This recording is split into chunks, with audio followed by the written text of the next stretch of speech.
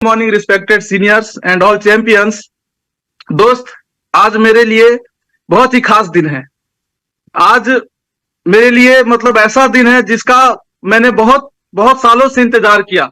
और दोस्त, सबसे पहले मैं थैंक्स करना चाहूंगा जिन्होंने इस बेस्ट प्लेटफॉर्म को, इस बेस्ट कॉन्सेप्ट को बनाया, लॉन्च किया, our respected MD mister Rishi sir का, जिन्होंने इस कॉन्सेप्ट को लॉन्च किया और जिसके वजह से आज लाखों लोगों ने अपने ड्रीम को पूरा किया, अपने लाइफ स्टाइल को चेंज किया, अपनी फैमिली बैकग्राउंड को चेंज किया। उसके बाद डियर फ्रेंड्स, मैं थैंक्स करना चाहूंगा our admin mister Anurag sir का, जिन्होंने आज मुझे ये मौका दिया कि मैं अपनी बात को आप सभी लोगों के सामने रख सकूं। डियर फ्रेंड्स, सबसे पहले चलिए मैं आपको अपने बारे में बताना चाहूंगा कि मेरा नाम धीरेन्द्र कुमार है। बाई क्वालिफिकेशन मैं एक सिविल इंजीनियर हूं। और बात करूं अगर इस सिस्टम की, तो आज से 7 साल पहले झीलों की नगरी भोपाल से मैंने इस सिस्टम को शुरू किया था। डियर फ्रेंड्स, थोड़ा सा पीछे जाना चाहूंगा, अपनी फैमिली बैकग्राउंड के बारे में बताना चाहूंगा कि डियर फ्रेंड्स, मेरे पिताजी गवर्नमेंट एम्प्लॉय हैं सीसीएल में, मम्मी हाउसवाइफ है। और दोस्त, इस सिस्टम को अब आगे चलते हैं। इस सिस्टम को आज से 7 साल पहले झीलों की नगरी भोपाल, जहां पे हमारे इंजीनियरिंग का 3रा साल चल रहा था, और इस जबरदस्त कॉन्सेप्ट को बताने वाले कोई और नहीं, हमारे ग्रेट अपलाइन, हमारे बड़े भाई साहब। एक बार जोरदार डिजिटली एंड फिजिकली क्लैपिंग चाहूंगा उनके लिए, इंजीनियर चंद्रमा सर के लिए। और दोस्त, इस कॉन्सेप्ट के बारे में तो बताने वाले हमारे भाई साहब थे, चंद्रमा सर थे, लेकिन इस कॉन्सेप्ट में करियर कैसे बनेगा, भविष्य कैसे बनेगा, फ्यूचर कैसे सेट करते हैं, इन सारे चीजों के बारे में बताने वाले, विश्वास दिलाने वाले और कोई नहीं, he is one and only, और कोई नहीं है दोस्त, jewel of dew soft, the great personality, the dynamic personality, Kumar Pankaj sir के लिए एक बार जोरदार क्लैपिंग चाहूंगा। डियर फ्रेंड्स, डियर फ्रेंड्स, जब मैंने पहली बार इस कॉन्सेप्ट को देखा, आज से 7 साल पहले जब पहली बार मैंने इस कॉन्सेप्ट को देखा था, यकीन मानिए मुझे ये बिलीव नहीं था कि मैं कभी इस लेवल तक आ पाऊंगा, मैं कभी यहां तक पहुंच पाऊंगा। मुझे लगता था कि यहां से कुछ नहीं हो सकता है, क्योंकि जैसे हर एक मिडिल क्लास बच्चे का, हर एक मिडिल क्लास फैमिली का एक ड्रीम होता है कि अच्छा से पढ़ाई लिखाई करे और जॉब करे। यही ड्रीम लेके माय डियर फ्रेंड्स मैं भोपाल गया था कि इंजीनियरिंग करूंगा, इंजीनियरिंग करने के बाद प्लेसमेंट हो जाएगा, 20 से 25 हजार रुपया महीना आएगा, और जो भी मेरे सपने हैं उन सारे सपनों को मैं धीरे धीरे पूरा करूंगा। इसी ड्रीम के साथ माय डियर फ्रेंड्स मैं गया था भोपाल, और धीरे धीरे वक्त बीत रहा था। फर्स्ट ईयर बीता, सेकेंड ईयर बीता, थर्ड ईयर बीता, धीरे धीरे धीरे धीरे जैसे ही थर्ड ईयर आया, कॉलेज में कैंपस सिलेक्शन होना शुरू हुआ, कंपनियां आती थी, इंटरव्यू हम लोग दिया करते थे। जब इंटरव्यू दिया करते थे तो बहुत जगह से हम लोगों को रिजेक्ट कर दिया जाता था, और बहुत जगह जो एक्सेप्ट करते थे, सेलेक्ट करते थे, वो बहुत कम पेमेंट देते थे, 7,000 8,000, इससे ज्यादा पैसा हमारे घर से आता था। तो दोस्त, मन नहीं करता था, लेकिन मन में हमेशा एक टेंशन, एक विचार रहता था कि यार 1 साल के बाद अगर इंजीनियरिंग फाइनल हो गया, उसके बाद क्या करेंगे, उसके बाद घर पे क्या मुंह लेके जाएंगे, पापा को क्या बताएंगे कि पापा इंजीनियरिंग खत्म हो गया और अभी हम बेरोजगार हैं, मेरे पास कोई रास्ता नहीं कुछ करने के लिए। हमेशा यही सोचते थे। तभी उसी बीच, उसी समय, उसी मझधार में चंद्रमा सर ने एक जबरदस्त कॉन्सेप्ट के बारे में बताया। जब मैं कॉल सेंटर ज्वाइन करने जा रहा था, क्योंकि खाली बैठा रहता था, चंद्रमा सर को मैंने बोला कि यार अब तो कुछ करना पड़ेगा, 1 साल के बाद इंजीनियरिंग फाइनल हो जाएगा, घर से फिर कुछ पैसा वगैरह भी नहीं मिलेगा, तो क्या करेंगे, कहीं पे देख के हमको जॉब लगा दीजिए, कहीं पे कोई काम लगा दीजिए। तो कॉल सेंटर के लिए मैं इंटरव्यू देने जा रहा था। उसी समय चंद्रमा सर ने मुझे बताया कि यार जो तुम कॉल सेंटर में जाके 12 घंटा दोगे और वहां पे महीने का 6,000 ही मिलेगा, इससे अच्छा तुम मेरे साथ चलो, मैं कॉन्सेप्ट पे काम करता हूं, 2 से 4 घंटे देके महीने का 7 से 8,000 रुपये कमाता हूं। दोस्त, मैं सोचा कि यार इससे अच्छा और क्या हो सकता है। अगर मान लीजिए 2 से 4 घंटा लगा के महीने का 7 से 8,000 रुपया मिले, तो इससे अच्छा और क्या हो सकता है। मैंने चंद्रमा सर से रिक्वेस्ट किया कि यार देखिए, अगर ऐसा हो सकता है तो हमको भी करवा दीजिए सर से बात करके, और हमको भी अपने साथ रख लीजिए। चंद्रमा सर बोले चलो ठीक है, देखते हैं, बात करके बताएंगे। तो 1 दिन, 2 दिन, 3 दिन, धीरे धीरे ऐसे करके कुछ दिन बीत गया। कुछ दिन गुजरने के बाद, लगभग 1 वीक के बाद, अपॉइंटमेंट मिलने के बाद चंद्रमा सर बोले कि चलो आज सेंटर चलते हैं, वहां पे सर से तुमको मीटिंग कराते हैं। हम बोले कि चलिए। डियर फ्रेंड्स, सेंटर पे गए। सेंटर पे जाने के बाद वहां पे एक डायनामिक पर्सनालिटी सामने बैठे हुए थे लैपटॉप के साथ, और यकीन मानिए उस रूम में सिर्फ हम थे, चंद्रमा सर थे और वो शख्स था जो उस प्रोजेक्ट को मेरे साथ शेयर कर रहा था। दोस्त, जब वो प्रोजेक्ट को बताना शुरू किए, यकीन मानिए हम वहां पे गए थे अर्निंग को लेकर कि पैसा कमाएंगे सिस्टम से, हमारा टेंशन खत्म हो जाएगा, लेकिन वो वहां पे हमको बता रहे थे कंप्यूटर एजुकेशन के बारे में, वो हमको वहां पे बता रहे थे इंग्लिश स्पीकिंग कोर्स के बारे में, वो हमको वहां पे बता रहे थे पर्सनालिटी डेवलपमेंट के बारे में, इंसाइक्लोपीडिया के बारे में, टेस्टिंग सेंटर के बारे में, हेल्थ से रिलेटेड इंफॉर्मेशन, मेडिकल से रिलेटेड इंफॉर्मेशन, मतलब वो टोटल एजुकेशन के बारे में बता रहे थे। लगभग 20 मिनट जो था सिर्फ एजुकेशन के बारे में ही बता रहे थे। यकीन मानिए हम बोर होने लगे, हम सोचने लगे यार ये क्या बता रहे हैं, हम यहाँ क्या करने आए थे और ये क्या बता रहे हैं, हमको कुछ समझ में नहीं आ रहा, हम तो यहाँ पैसा को लेकर आए थे और ये हमको पढ़ाई लिखाई के बारे में बता रहे हैं, यार बचपन से तो पढ़ ही रहे, अब कितना पढ़ेंगे। लेकिन दोस्त धीरे धीरे धीरे धीरे प्लान आगे बढ़ता गया, धीरे धीरे धीरे धीरे जैसे ही उन्होंने बिजनेस पार्ट शुरू किया, जैसे ही उन्होंने बताया कि पहला पेमेंट 2500, 3500, 4000, थोड़ा सा मतलब नींद खुला, बोरियत सब फील हो रहा था, लेकिन इतना समझ में आ रहा था कि यार 2-4 हजार तो इससे ज्यादा तो घर से आता है, 2-4 हजार में क्या होगा।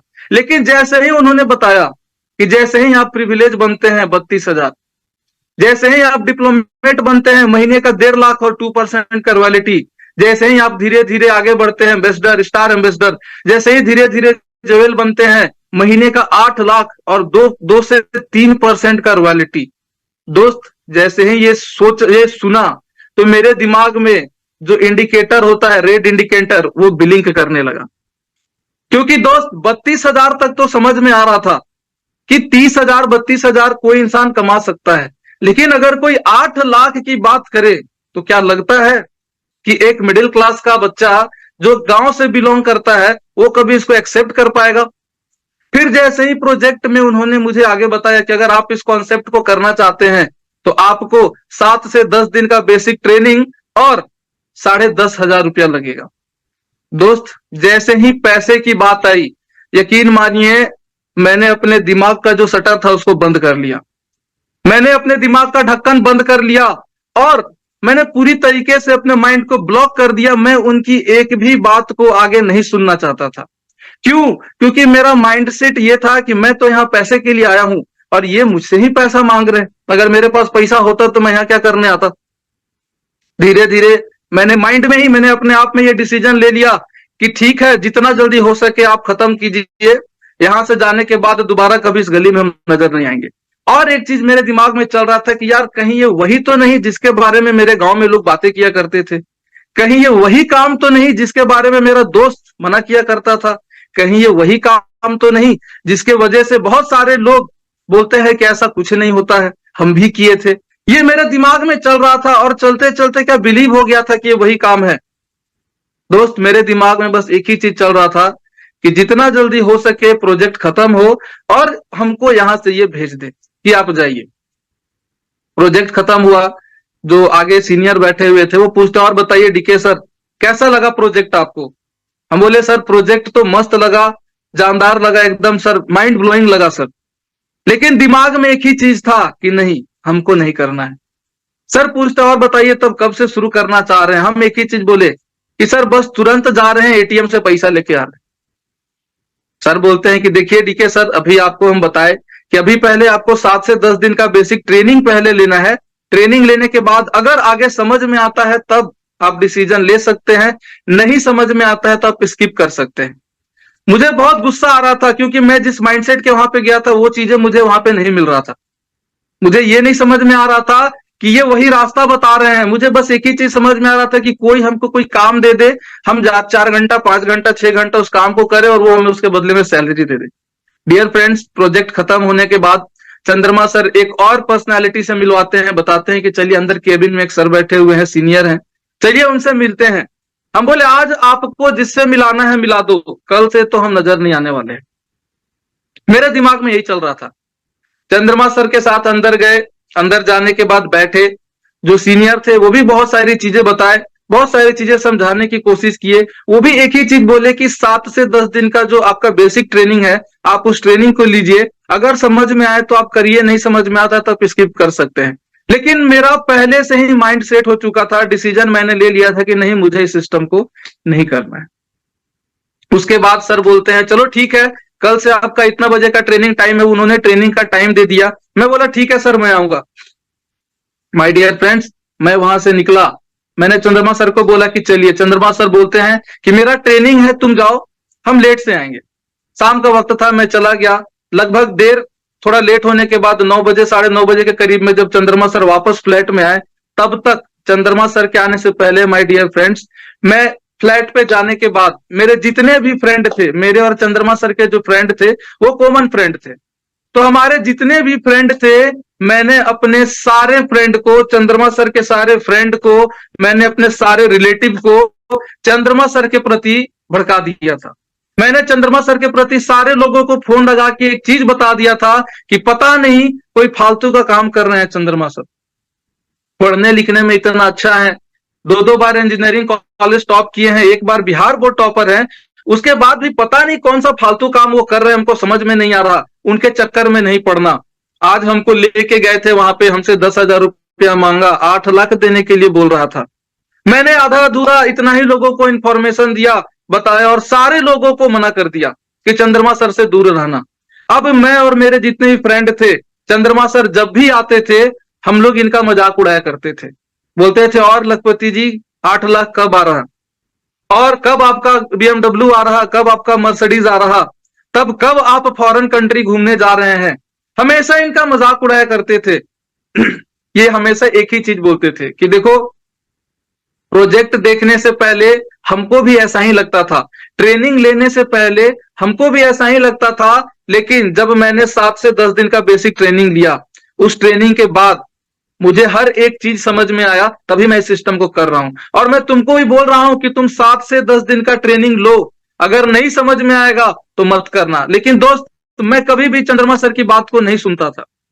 क्यों नहीं सुनता था? क्योंकि मेरा जो फ्रेंड सर्कल था वो नेगेटिव सर्कल था, नेगेटिव जोन था। हम लोग ज्यादातर नेगेटिव बातें किया करते थे, ज्यादातर किसी का मजाक उड़ाया करते थे।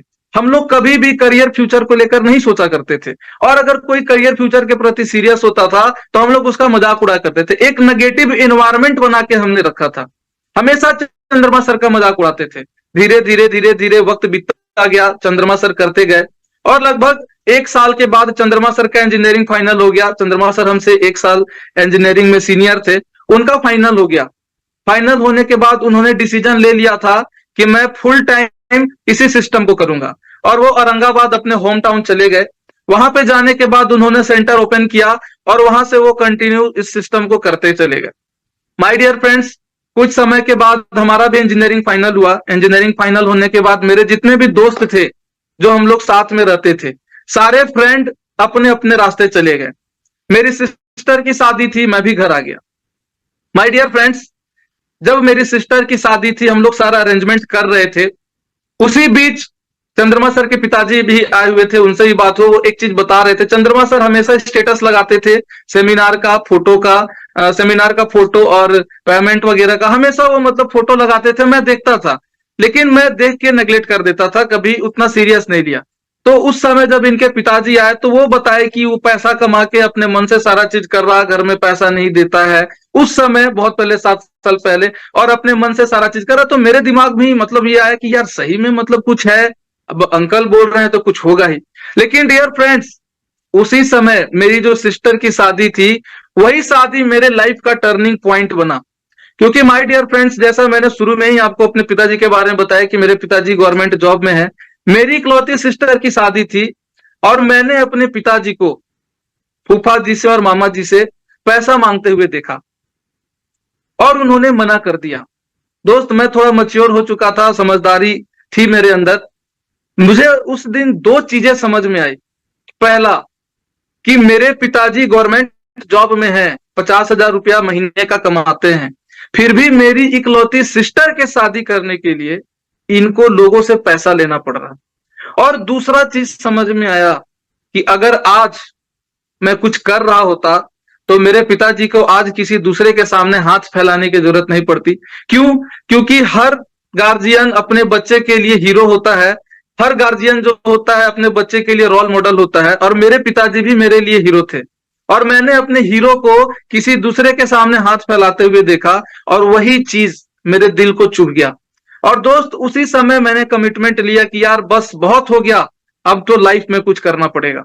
अब सिर्फ टाइम वेस्ट करने से कुछ नहीं होगा। सिस्टर की शादी खत्म हुई, उसके बाद चंद्रमा सर से अक्सर बात हुआ करता था, लेकिन एक दिन स्पेशल बात हुआ चंद्रमा सर से। मैंने फोन किया, हमेशा वही करते थे, लेकिन उस दिन मैंने फोन किया और फोन करके मैं उनसे पूछा कि यार आप करते क्या हैं 1 साल के बाद। तो चंद्रमा सर काम को लेकर बात हुई, तो चंद्रमा सर बोले कि यार हम वही भोपाल में जो करते थे हम वही कर रहे हैं। हम बोले अच्छा, तो हाँ। बोले यार इंजीनियरिंग फाइनल हो गया, घर पे बैठे हुए हैं और अच्छा नहीं लग रहा, मतलब पापा भी रहते हैं, मम्मी भी रहती है, हम कुछ कर नहीं रहे हैं तो अच्छा नहीं लगता, हम सोच रहे हैं कि आपके पास आ जाए। तो चंद्रमा सर एक बार भी मना नहीं किए, वो बोले ठीक है आ जाओ। दोस्त 1-2 दिन के बाद हम अपना सामान पैक करके और चंद्रमा सर के पास चले गए। हम चंद्रमा सर के पास जब गए तो ये मतलब ड्यूसॉफ्ट से क्या हो सकता है या ये क्या करते हैं ये देखने नहीं गए थे। हम ये देखने गए थे कि वाकई में ये जो कर रहा है वो सही है, वाकई में ये जो स्टेटस लगाता है वो सही है कि बस फेक है। क्योंकि ऑलरेडी मार्केट में हम बहुत सारे लोगों से बहुत सारी चीजें सुने हुए थे, ऑलरेडी इस इंडस्ट्री के बारे में इंफॉर्मेशन था। मार्केट में 2 टाइप के लोग हैं, एक जिनके पास इंफॉर्मेशन है और एक जिनके पास नॉलेज है। जिनके पास इंफॉर्मेशन है वो दूसरों को सिर्फ इंफॉर्मेशन देते रहते हैं, और जिनके पास नॉलेज होता है वो इस इंडस्ट्री को शुरू करते हैं और अपने ड्रीम को पूरा करते हैं। दोस्त चंद्रमा सर के पास गया, जाने के बाद 1 दिन 2 दिन मैं इनके साथ रहा, लेकिन वो 2 दिन मैं बस घूम रहा था, काम को लेकर कोई बात नहीं कर रहा था, ये भी बिजी रहते थे। तो एक दिन नाइट में इनके साथ जब अच्छे से मैं बैठा तो मैंने इनसे पूछा कि यार आप क्या करते हैं, हमको अच्छे तरीके से बताइए, हमको जानना है। चंद्रमा सर बोले चलो ठीक है, कल रेडी रहना, कुछ लोगों से तुमको मिलाएंगे। मैं बोला चलो ठीक है, कल सुबह मैं भी चलूंगा आपके साथ। दूसरे दिन सुबह ये मुझे सेंटर ले गए औरंगाबाद। वहां पे 50-60 लोग एक कमरे में बैठे हुए थे, एक हॉल में बैठे हुए थे, और मुझे उन सारे लोगों के सामने ले जाके खड़ा कर दिए और उन्होंने बोला कि ये मेरा भाई है, अपने बारे में कुछ बताएगा। दोस्त यकीन मानिए मैं सिर्फ अपना नाम, अपने पापा का नाम, एड्रेस, क्वालिफिकेशन, इससे ज्यादा कुछ भी नहीं बोल पाया। इससे ज्यादा मैं कुछ भी नहीं बोल पाया। और कुछ देर के बाद मैं खड़ा हूं, वो लोग मुझे देख रहे हैं और मैं उन लोगों को देख रहा हूं। मुझे धीरे धीरे एम्बैरेस फील होने लगा, शर्मिंदगी महसूस होने लगी, क्योंकि मेरे से एज में कम है, मेरे से क्वालिफिकेशन में कम है जो सामने बैठे हुए हैं, और मैं उनके सामने चुपचाप खड़ा हूं। मेरे दिमाग में बस एक ही चीज चल रहा है कि चंद्रमा सर कब हमको बोले कि यार तुम जाओ। चंद्रमा सर को भी समझ में आ गया कुछ सेकंड में कि अब इससे ज्यादा इसके पास बोलने के लिए कुछ नहीं है। वो बोले कि चलो ठीक है जाओ, तुमसे हम बाद में मिलते हैं। दोस्त चैन की सांस लिए बाहर निकले और हम वापस फिर जो इनका फ्लैट था वहां पे चले गए। वहां जाने के बाद दोस्त जिंदगी में पहली बार मैं सोचने पे मजबूर हो गया कि यार मेरे अंदर कॉन्फिडेंस नाम का चीज नहीं है। मेरे अंदर कॉन्फिडेंस की कितनी कमी है यार, कम्युनिकेशन स्किल इतना इंपॉर्टेंट है ये मुझे पता नहीं था। मैं बहुत सारी चीजें सोचने लगा कि यार इंजीनियरिंग में इन सारे चीजों को लेकर कभी मैंने सोचा नहीं, और आज मुझे मतलब सोचने पे मजबूर हूं मैं कि यार एक इंसान के लिए, एक स्टूडेंट के लिए कॉन्फिडेंस का होना कितना जरूरी है, कम्युनिकेशन स्किल का आना कितना जरूरी है, स्किल उसका डेवलप होना कितना जरूरी है। मैं इन सारे चीजों को लेकर सोचने लगा। फिर चंद्रमा सर अपना सेंटर का सारा काम खत्म करके वापस आए, बातचीत होने लगा। बातचीत होते होते मैंने चंद्रमा सर से एक ही चीज पूछा कि यार अगर आज से मतलब उस समय जब आपने मुझे इस कॉन्सेप्ट के बारे में बताया था, अगर उस समय मैं आपके साथ काम करता तो आज मैं भी अच्छे लेवल पे होता ना, मैं भी आपके साथ होता ना। चंद्रमा सर बोले कि हाँ बिल्कुल, क्यों नहीं, हो सकते थे। और उस दिन मतलब जिंदगी में पहली बार मैं बहुत पछता रहा था, गिल्टी फील हो रहा था कि यार इतना अच्छा ऑप्शन था और उस समय मैंने इसके ऊपर बिलीव नहीं किया, मैंने इसके ऊपर विश्वास नहीं किया, मैंने अपने दोस्त के ऊपर विश्वास किया, मैंने अपने रिलेटिव्स के ऊपर विश्वास किया, और उनकी बातों को सुनकर मैंने सिस्टम को शुरू नहीं किया, मैंने अपने पैसे को बचाया। आज ना वो पैसा है मेरे पास, और आज ना करने के लिए कुछ है मेरे पास, और ना आज वो फ्रेंड्स जो मेरे साथ रहा करते थे वो है मेरे पास। यार जिंदगी में मुझे मिला क्या? और दोस्त मैं मतलब ये सब सोच रहा था, परेशान था, तभी कुछ दिनों के बाद वहां पे पंकज सर आए। पंकज सर से वो मेरी दूसरी मुलाकात थी, क्योंकि एक बार मैं भोपाल में पंकज सर से मिल चुका था। तो वहां पे उन्होंने बहुत सारी चीजें बताया था, लेकिन मैं उनकी बात को कभी समझा नहीं, सुना नहीं, और कभी भी मतलब सुनने का कोशिश नहीं किया मैं, सीधी सी बात है। तो जब उस समय मैं पंकज सर से मिला तो मैं उनसे मतलब मुंह छुपा के भाग रहा था, मैं उनके सामने नहीं आ रहा था। मुझे लगता था कि यार ये मुझे अब तो पहचानते भी नहीं होंगे, और थोड़ा सा अच्छा नहीं लग रहा था। तो फिर चंद्रमा सर बोले चलो पंकज सर से मिलो। फिर गए, सर से मिले। तो सर देखते ही बोले और डीके सर क्या हालचाल। हम बोले सर आप मेरा नाम जानते हैं सर, अभी तक हम आपको याद हैं।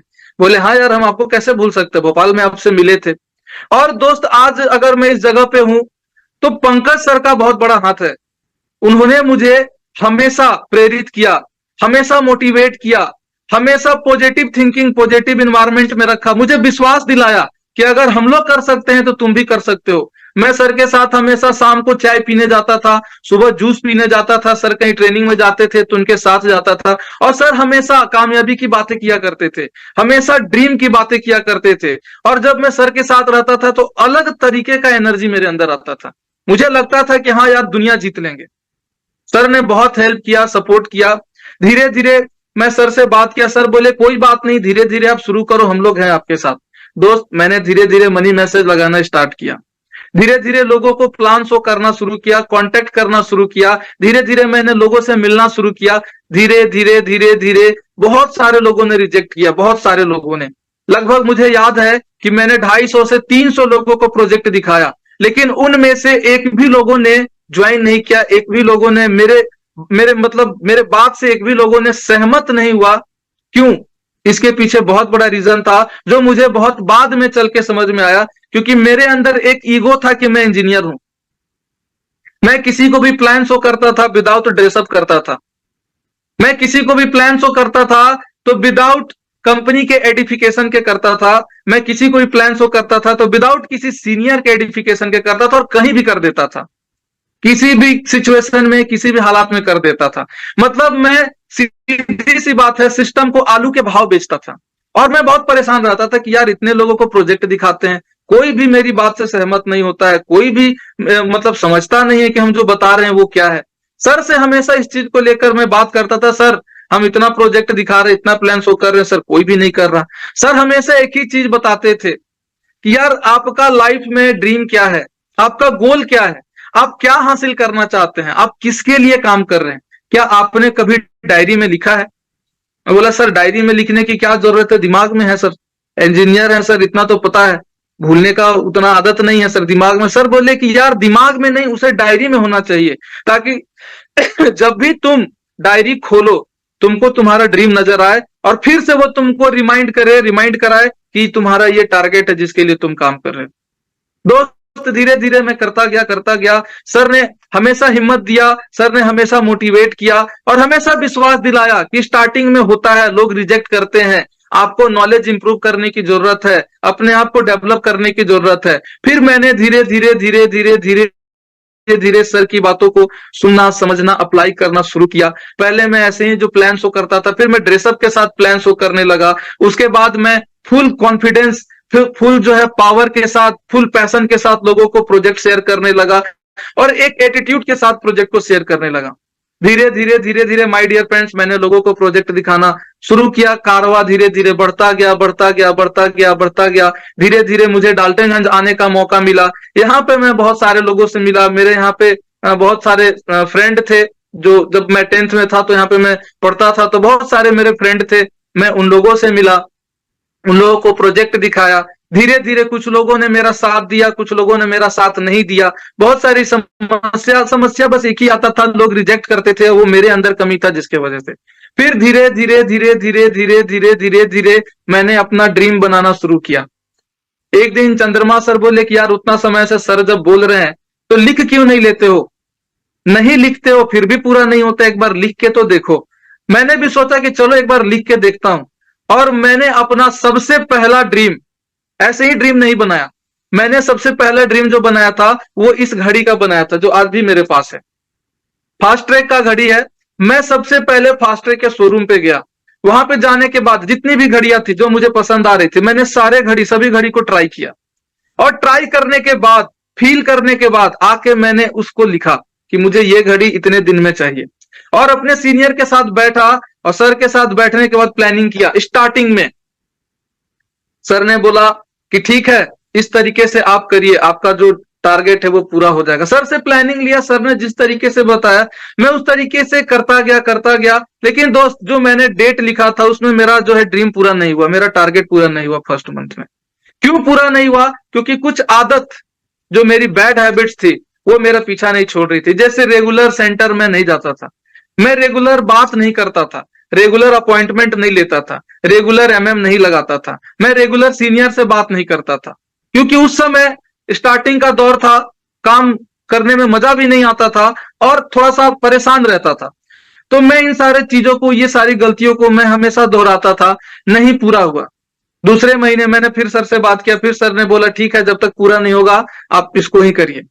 नेक्स्ट मंथ फिर मैंने टारगेट लिया उसी घड़ी का, और फिर मैंने जो पिछले मंथ गलती किया था, रेगुलर ऑफिस नहीं जाना, डेली सीनियर से नहीं बात करना, वो सारा चीज मैंने धीरे धीरे कम किया, बंद किया। मैं रेगुलर सेंटर जाने लगा, रेगुलर प्लान करने लगा, रेगुलर ट्रेनिंग लेने लगा, रेगुलर ऑनलाइन जो वेबिनार होता वो अटेंड करने लगा, सीनियर से रेगुलर बात करने लगा, लोगों से मिलने लगा, और धीरे धीरे धीरे धीरे करके माय डियर फ्रेंड, दूसरे महीने में मैंने अपना बेस्ट दिया, और जो मेरा ड्रीम जो मैंने बनाया था, ड्रीम जो घड़ी मैंने बनाया था, उस घड़ी को मैंने अचीव कर लिया। दोस्त, अलग ही फीलिंग आया, अलग ही कॉन्फिडेंस अंदर से आया, क्योंकि मैंने अपनी जिंदगी के मतलब कमाई से पहला गिफ्ट खुद को, और मतलब पहला इनकम था जिससे मैंने अपने घड़ी को लिया। वो मेरे लिए बहुत खास दिन था। उसके बाद मैं लोगों को देखता था कि वो स्टेज पे सूट बूट के साथ जाते हैं, चंद्रमा सर को दिखता था और भी लोग थे, तो मैं हमेशा सोचता था कि यार मतलब मैं सूट में कैसा लगूंगा, कब मतलब मेरा अपना खुद का भी सूट होगा, बेल्ट होगा, जूता होगा। अच्छा, मैं हमेशा ये सोचता था। फिर मैंने एक टारगेट बनाया कि प्रिविलेज मैं बनूंगा और सूट बूट के साथ ही अपने आप को रिकॉग्नाइज कराऊंगा। माय डियर फ्रेंड्स, धीरे धीरे मैं मेहनत करते गया, लोगों ने रिजेक्ट करते गया, कुछ लोगों ने एक्सेप्ट किया, धीरे धीरे करते करते करते करते एक दिन वो भी आया जिस दिन मैं प्रिविलेज बना, और औरंगाबाद में ही मुझे प्रिविलेज से रिकॉग्नाइज किया गया। फिर कॉन्फिडेंस बढ़ा, धीरे धीरे धीरे धीरे, और कारवां आगे चलता गया। धीरे धीरे जिस फ्रेंड के साथ मैं डेली सेंटर आया जा करता था, वो भी मेरे साथ अच्छा करने लगा, कुछ लोग मेरे साथ काम करने लगे, कुछ लोगों का मतलब सोच मुझसे मैच करने लगा। तो धीरे धीरे धीरे धीरे मैं जब कर रहा था, जो मेरा फ्रेंड था जिसके साथ मैं काम करता था, वो मैरिड था, उसके घर वाले मुझसे चिढ़ते थे क्योंकि वो मेरे साथ रहता था, तो उनको लगता था कि मेरे बेटे को बिगाड़ देगा, गलत डायरेक्शन में लेके जा रहा है। लेकिन जो मेरा दोस्त था वो कुछ कुछ समझता था, लेकिन फिर भी घर वाले के दबाव के वजह से वो खुल के मतलब सामने नहीं आता था, रेगुलर नहीं आ पाता था, नहीं करता था। एक दिन प्लान था, मैंने उसे कॉल किया कि प्लान है, जल्दी आ जाओ, सेंटर चलना है। उसने एक्सक्यूज बना दिया कि यार बाइक में पेट्रोल नहीं है, मैं नहीं आ पाऊंगा। लेकिन प्लान था, मैं ऑटो से निकल गया। शाम को मैं सेंटर से सारा काम खत्म करके आया, लोगों से मिल के आया। मिलने के बाद उसने मुझे कॉल किया कि घर आ जाओ, कुछ अर्जेंट काम है, कहीं पे चलना है। दोस्त, मैं उसके पास गया, उसने मुझे अपने बाइक की चाबी दी, और पता नहीं मेरे दिमाग में क्या आया, और मैंने टंकी खोल के, जो बाइक का टंकी होता है उसको खोल के चेक किया, उसमें आधा टंकी तेल था। मुझे बहुत बुरा लगा, यार मेरा दोस्त मुझसे झूठ बोल दिया। उसी समय मैंने टारगेट लिया, मैंने ड्रीम बनाया कि यार अपना खुद का बाइक लेंगे, बाइक तो होना ही चाहिए। शाम को सर के साथ फिर से फोन पे मैंने किया, बाइक का मैंने टारगेट लिया, ड्रीम लिया कि नहीं बाइक होना चाहिए। और डियर फ्रेंड्स, मेहनत करता गया, और एक वक्त ऐसा भी है, मैंने जो ड्रीम बनाया था वो अपने बर्थ डेट 8 नवंबर को मैंने टारगेट सेट किया था कि 8 नवंबर को मैं अपना मनपसंद बाइक लूंगा। लेकिन सीनियर के सपोर्ट के वजह से, मेरी मेहनत के वजह से, मैंने अपनी ड्रीम बाइक 1 नवंबर 2018 को अचीव कर लिया, अपने बर्थडे से 7 दिन पहले ही। दोस्त, बहुत मजा आया। जितने भी लोग थे जो बाहर मेरे फ्रेंड सर्कल में थे, जो मुझे मजाक उड़ाया करते थे, जो मना किया करते थे, उन सारे लोगों के मुंह पे मैंने मतलब जो उनका सवाल था, जो हमेशा वो मुझे चिढ़ाया करते थे, मैंने करके जवाब दे दिया। दोस्त, ड्रीम बाइक था, चलाने में बहुत मजा आता था। बाइक मैंने इसीलिए लिया था कि काम डबल हो जाएगा, स्पीड हो जाएगा। जहां एक दिन में 10 लोगों से मिलते हैं, बाइक होने के बाद मैं 20 लोगों से मिलूंगा, काम और फास्ट हो जाएगा। नया था, चलाने में बहुत मजा आता था। धीरे धीरे जब बाइक पुराना होने लगा, मौसम का मार जब पड़ने लगा, क्योंकि जब ठंडा आता था बाइक चलाते थे तो ठंडा लगता था, चलाने का मन नहीं करता था, तबीयत खराब हो जाता था। गर्मी के दिनों में लू लगने लगता था, तबीयत खराब हो जाता था। बरसात में कहीं उसको लेके जा नहीं सकते थे, भीग जाने का डर रहता था।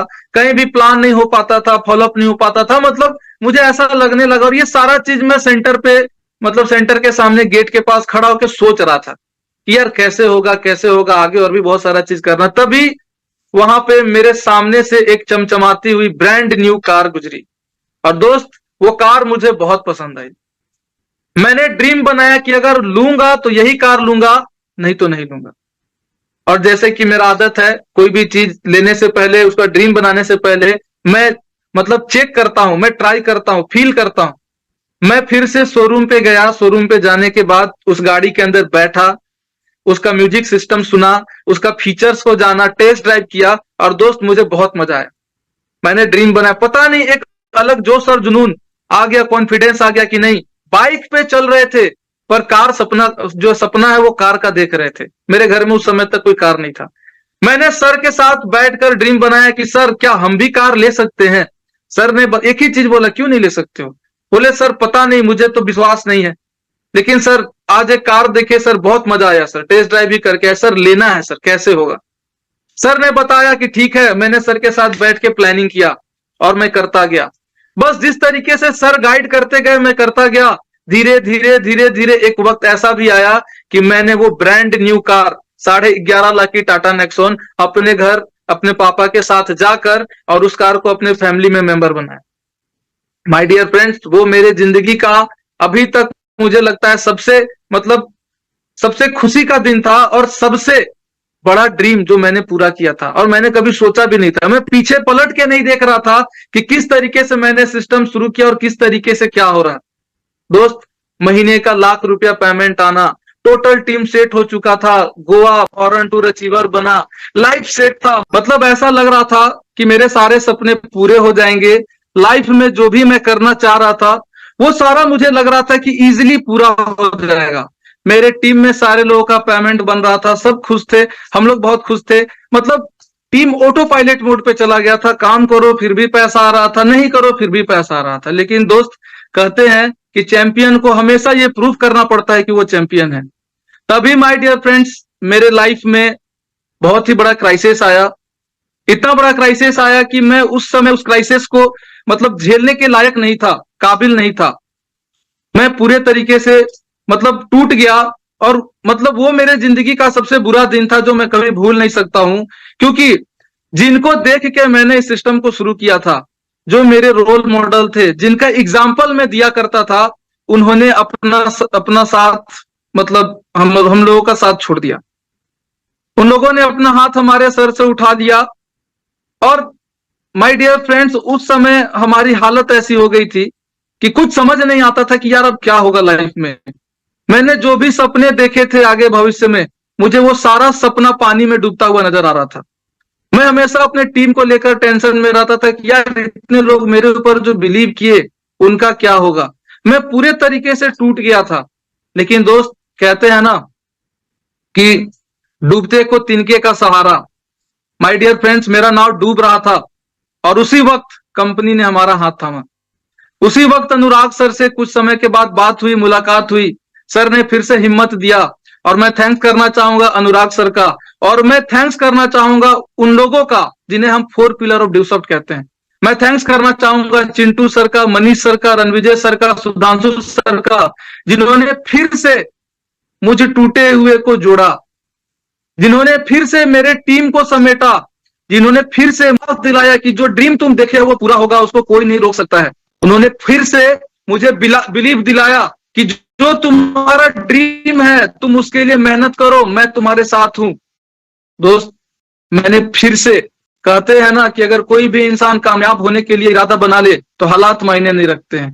कहते हैं, हमेशा कहते हैं, मेरे जो सीनियर थे वो कहते थे कि मुश्किलों से भाग जाना आसान होता है। मुश्किलों से भाग जाना आसान होता है, जिंदगी का हर पहलू इम्तिहान होता है। डरने वाले को मिलता नहीं कुछ भी जिंदगी में, और लड़ने वालों के कदमों में जहान होता है, जहान होता है। माय डियर फ्रेंड्स, फिर से मैंने सर के गाइडलाइन में मैं आया और सर के बातों को सर जो भी बताते थे उसको फॉलो किया और फिर से जहां मैं जीरो पे आ गया था, जीरो पे मेरा टोटल बिजनेस जीरो हो गया था, मेरा टोटल टीम जीरो हो गया था, मैंने फिर से उस बिजनेस को शुरू किया, मैंने फिर से प्लान करना शुरू किया, मैंने फिर से ग्राउंड पे वर्क करना शुरू किया, मैंने फिर से लोगों से मिलना शुरू किया, फॉलोअप शुरू किया, ट्रेनिंग शुरू किया, मैंने फिर से दिन दुगना रात चौगुना करके मेहनत करना शुरू किया। 1 साल लगा, 1 साल लगा मुझे फिर से वो कारवा बनाने में, 1 साल फिर से मुझे लगा उस माहौल को बनाने में, और आज माय डियर फ्रेंड्स मैं अपने टीम को उसी मुकाम पे लाके खड़ा हूं आपके सामने। माय डियर फ्रेंड्स, जब हमारे साथ क्राइसिस आया था उस समय मेरा एक ड्रीम था, मैंने अपने पिताजी को बाइक देने का एक कमिटमेंट किया था, क्योंकि मेरे पिताजी जब बाइक लेने गए थे रॉयल एनफील्ड बुलेट, उस समय उनको वो बाइक नहीं मिला था, पैसे की वजह से वो नहीं ले पाए थे। तो मैंने एक ड्रीम बनाया था कि अपने पापा को मैं ये बाइक दूंगा। माय डियर फ्रेंड्स, वो क्राइसिस आया जिसके वजह से मैं अपने पापा को गिफ्ट नहीं कर पाया। मैं चाहता तो खरीद सकता था, लेकिन उसी वक्त कुछ लोग ऐसे भी थे जिन्होंने कमेंट किया कि तुम तो पैसा कमाते हो, तुम तो कुछ भी ले सकते हो, तुम्हारे टीम में कितने लोगों के पास बाइक है। माय डियर फ्रेंड्स, मुझे ये बात मेरे दिल पे चुभ गई और मैंने खुद से कमिटमेंट किया कि जब तक मेरे जितने भी लीडर हैं, मैं अपने सारे लीडर को बाइक ना दिलवा दूं तब तक मैं अपने पापा को गिफ्ट नहीं करूंगा। माय डियर फ्रेंड्स, कुछ समय के बाद पटना में अवार्ड रिकॉग्नाइजेशन था, प्रोग्राम था। पटना प्रोग्राम खत्म करने के बाद जब हम लोग रिटर्न आ रहे थे, तो यहाँ पास में जो हमारा लोकल स्टेशन है गढ़वा, वहां पे मैंने 3 बजे रात में अपने लीडर के साथ, जो मेरे टॉप 10 लीडर हैं, मैंने अपने लीडर के साथ मात्र 5 मिनट का मीटिंग किया और मैंने सारे लोगों से वादा किया कि जब तक मैं तुम लोगों को बाइक नहीं दिलाऊंगा तब तक मैं अपने पापा को बाइक नहीं दूंगा। माय डियर फ्रेंड्स, आज 1 साल लगा, मैंने फिर से वो जोश और जुनून के साथ काम शुरू किया, फिर से मैंने जो खोया था वो सारा चीज हासिल किया। आज 1 साल के अंदर, 1.5 साल के अंदर, लगभग 1 से 1.5 साल के अंदर, मुझे जहां तक याद है कि मैंने अपने टीम ने भी मेहनत किया, मैंने भी मेहनत किया और आज 10 से ज्यादा बाइक। डियर फ्रेंड्स, मैं जब इस सिस्टम को दोबारा रिस्टार्ट किया, मैंने जब दोबारा अपने आप को रिस्टार्ट किया, उस समय मैं जीरो पे था, लेकिन एक दिन ऐसा भी आया कि हमारे 4 पिलर ऑफ ड्यू सॉफ्ट, इन्हें ऐसे ही नहीं कहा जाता है 4 पिलर ऑफ ड्यू सॉफ्ट, हर दिल अजीज ऐसे ही नहीं कहा जाता है, फायर ऑफ ड्यू सॉफ्ट ऐसे ही नहीं कहा जाता है, ज्ञान का सागर ऐसे ही नहीं कहा जाता है, master blaster of dew soft ऐसे ही नहीं कहा जाता है। उनके गाइडलाइन में आने के बाद मैंने पहली बार एक बार कंपनी का जो हाईएस्ट पेमेंट होता है 1,92,000, मुझे खुद बिलीव नहीं था, वो अचीव किया। मैंने जब पहली बार कैप लगाया तो कुछ लोगों ने कमेंट किया कि एक बार तो कोई भी तुक्का से कर लेता है, लेकिन सर की गाइडलाइन में आने के बाद माय डियर फ्रेंड्स मैंने वो बार बार करके दिखाया और जो उनका सवाल था उनका सवाल करके नहीं, बोल के नहीं, करके दिखा दिया। माय डियर फ्रेंड्स, मैं अभी भी सोचता हूं और मैं थैंक्स करता हूं अपने टीम का, जिन्होंने बुरे वक्त में मेरा साथ दिया। जब मेरे साथ कोई खड़ा नहीं था, मेरे कंधे से कंधे मिला के मेरे सारे लीडर्स, मेरी जो टीम थी, मेरे साथ खड़े रहे, एनी टाइम सपोर्ट के लिए रहे, मेरे ऊपर विश्वास किया।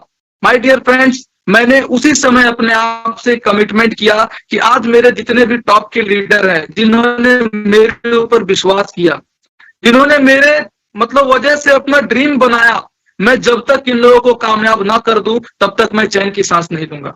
माय डियर फ्रेंड्स, आज मैं आपके सामने हमारे सीनियर के सपोर्ट के वजह से आज आपके सामने, जब मैंने ये स्टार्ट किया था उस समय मैं प्रीमियर था, और आज आपके सामने फिर से वो माहौल बना के, फिर से अपने टीम को उस स्टेज पे लाके, और आज आपके सामने बार बार कैप लगा के अपने सारे ड्रीम को पूरा करके, और आज आपके सामने एज ए एम्बेसडर खड़ा हूं। माय डियर फ्रेंड्स, मैं एक ही चीज सोचता हूं हमेशा कि यार, एक लड़का जो भोपाल में इस प्रोजेक्ट को देखा, जिसको बिलीव नहीं हुआ था कि वो इस सिस्टम से कुछ कर भी सकता है, एक लड़का जो नेगेटिव एनवायरनमेंट में रहता था, जो कभी भी करियर फ्यूचर को लेकर नहीं सोचता था, जब इस कॉन्सेप्ट को देखा तो उसे यहां तक भी बिलीव नहीं था कि वो कुछ कर पाएगा इस कॉन्सेप्ट से। जब डिसीजन लिया उस वक्त तक उसको बिलीव नहीं था कि वो कभी महीने का लाखों रुपया कमा सकता है।